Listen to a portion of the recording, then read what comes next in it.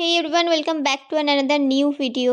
আমি আর Sunanda di sudden plan করে চলে গিয়েছিলাম নন্দনে। আর নন্দনে তো এখন চলছে ইন্টারন্যাশনাল ফিল্ম ফেস্টিভ্যাল। আর দেখো খালি ক্রাউডটা, মানে কিছু বলার নেই। আর এইখানে এই ফোন বুথে ছবি তোলার জন্য ভাই লাইন পড়েছে।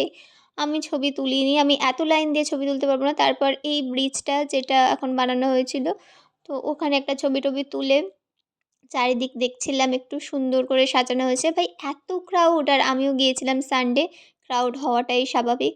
তারপর আমরা নিজেরাই নিজেদের খিল্লি উড়িয়ে একটু আধটু ঘুরে টুরে আমরা চলে গিয়েছিলাম ক্যাথিড্রাল চার্চে। কারণ আমি খুব একটা ক্রাউড পছন্দ করি না। তাই ভাবলাম যে একটু ক্যাথিড্রাল চার্চে যাই। আর তার আগে অবশ্যই আমরা মোমো খেয়েছিলাম।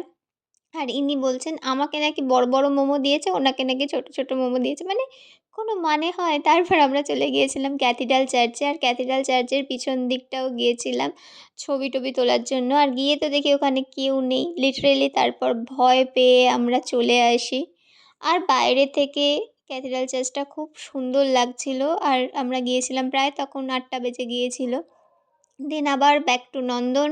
নন্দনে আবার একটু ঘোরাঘুরি করে, আর এখানে হচ্ছে নচিকেতার কনসার্ট চলছিল, সেগুলোও একটু শুনলাম। তারপর নিজেরা কিছু ফটো ভিডিও তুলে এত ভিড়ের মাঝখানে, মানে জাস্ট কি বলবো। তো যাই হোক, জায়গাটা ভীষণ সুন্দর করে সাজানো হয়েছে। তোমরাও চাইলে একবার ঘুরে আসতে পারো, আশা করছি খুব ভালো লাগবে। বাট সানডে যেও না, এত ক্রাউড হয়, এত ক্রাউড হয়, মানে কিছু বলার নেই। তো এটাই ছিল আমাদের সারাদিনটা। তো তারপর ঘুরে আমরা বাড়ি চলে গিয়েছিলাম। So that's it for today. দেখা হবে অন্য কোনো ভিডিওতে। Tata, by. আর কারা কারা নন্দন যাচ্ছ আমাকে জানিও। টাটা।